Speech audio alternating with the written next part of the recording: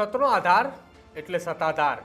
મોડી રાત્રે પણ સત્તાધાર જાઓ તો તમને ત્યાં આશરો મળે. આ કહેવત છે અને કહેવતના કારણે સત્તાધારનું નામ એ જગ વિખ્યાત છે.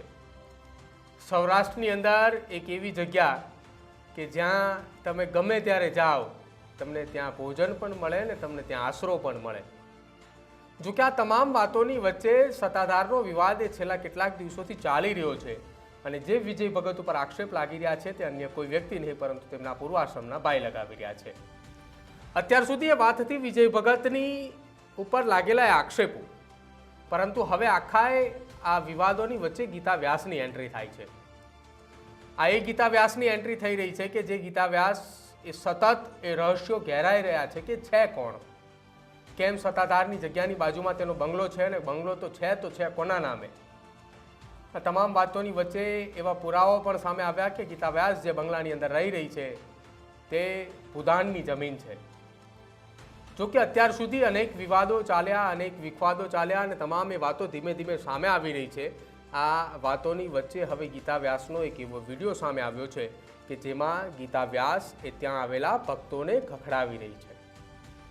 પહેલા તો એ કોને અધિકાર આપ્યો ગીતા વ્યાસને ત્યાં આવનારા એ ભક્તોને ખખડાવવાનો, ત્યાં આવનારા એ ભક્તોને કહેવાનો કે તમે અહીંયા આવ્યા છો, અમે આ ધંધો ખોલીને રાખ્યો છે એટલા માટે તમે અહીંયા પગે લાગવા આવો છો.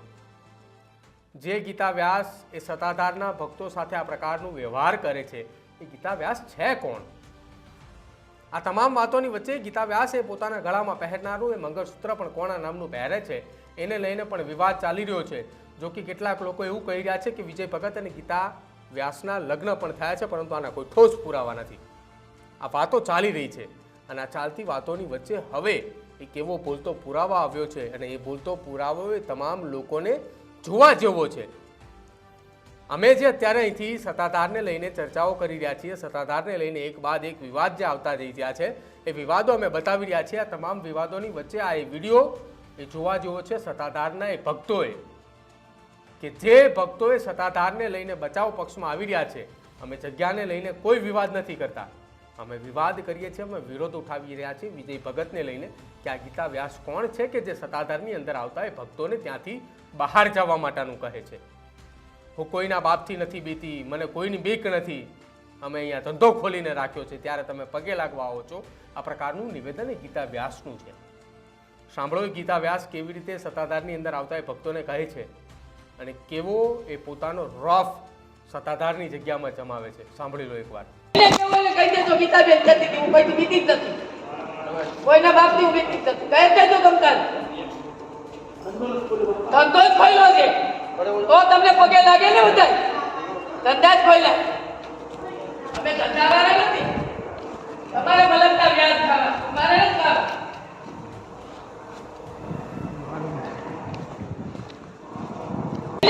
કહી દેજો ગીતાબેન જતી હતી, હું કોઈથી બીતી જ નથી, કોઈના બાપથી હું બીતી જ નથી. કહી દેજો તમતાર ધંધો જ ખોલ્યો છે તો તમને પગે લાગે ને બધા ધંધા જ ખોલ્યા. અમે ધંધાવાળા નથી, તમારે મલકતા વ્યાજ ખાવા, અમારે નથી ખાવા.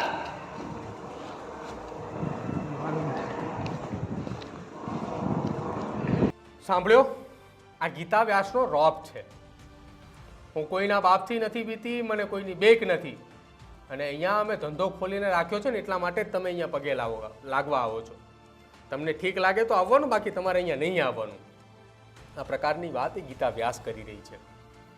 આ એ જગ્યા છે કે જ્યાં પાડાને પણ પીર ગણીને પૂજવામાં આવે છે. આ એ જગ્યા છે કે જ્યાં લોકોની આસ્થા જોડાયેલી છે. જ્યારે પહેલી વખત એ સમાચારોમાં આવ્યું કે સત્તાધારને લઈને વિવાદ ચાલી રહ્યો છે, વિજય ભગતને લઈને વિવાદ ચાલી રહ્યો છે, તે તો સોશિયલ મીડિયાની અંદર એ તમામ ભક્તો ખુલીને સામે આવી ચૂક્યા કે વિજય ભગતની સામે લાગેલા તમામ આક્ષેપો એ પાયા વિહોણા છે. અમે પણ હજી સમર્થન આપીએ છીએ કે ચલો વિજય ભગતની સામે લાગેલા એ આક્ષેપો તમામ એ પાયા વિહોણા છે, પરંતુ જે પુરાવાઓ સામે આવી રહ્યા છે તે પુરાવાઓની સામે વિજય ભગત આવી અને એકવાર મૌન તો તોડી બતાવે કે આ ગીતા વ્યાસ કોણ છે ને ગીતા વ્યાસ કેમ સત્તાધારની અંદર આવતા એ ભક્તોને ત્યાંથી બહાર કાઢે છે. કેમ એ ગીતા વ્યાસ એમ કહે છે કે આ સત્તાધારની જગ્યા આ અમે ધંધો ખોલીને બેઠા છીએ તઈ તમે પગે લાગવા આવો છો, હું કોઈના બાપથી નથી બીતી, તમારે કહેવું એને કહી દો.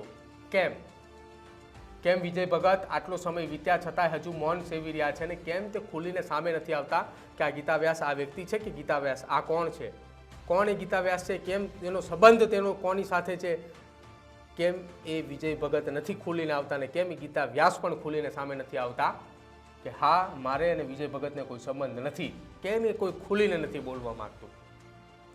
આ તમામ રહસ્યો ઘેરાઈ રહ્યા છે ને હજુ એ રહસ્યોની ઘેરાતાની વચ્ચે હવે એવી પણ માહિતીઓ સામે આવી રહી છે કે આ ગીતા વ્યાસને એ ત્યાંથી એટલે કે સત્તાધારની જગ્યામાંથી અંડરગ્રાઉન્ડ કરવામાં આવ્યા છે.